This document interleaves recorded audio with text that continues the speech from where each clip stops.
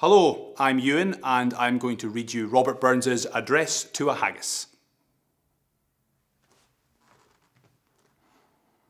Fair fa your honest sonsy face, great chieftain o' the puddin race, aboon them ye tak your place, pinch, tripe or therum, weel are ye worthy o' a grace as lang's ma erum.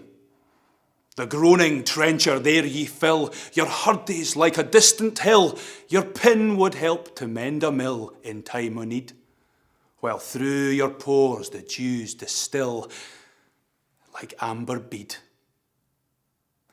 His knife, see, rustic labour dicht, and cut ye up with ready slicht, trenching your gushing entrails bricht like ony ditch.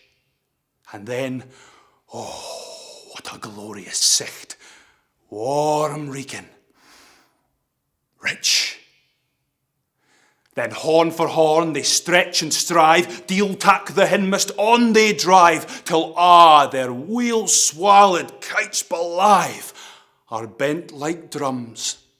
Then old Gidman, maist like to rive, be thank it hums.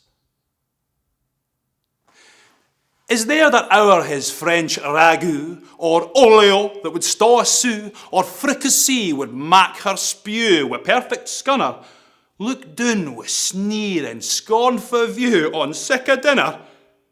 Poor devil, see him ower his trash, as feckless as a withered rash, his spindle shank a good whiplash, his neve a nit, through bloody flood or field to dash. How unfit!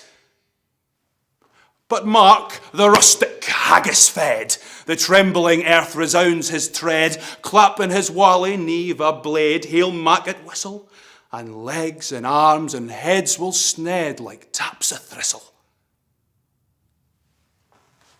Ye powers wha mak mankind your care, and dish them out their bill o' fare, auld Scotland wants nae skinking ware that joups and luggies. But if ye wish her grateful prayer, gie her a haggis.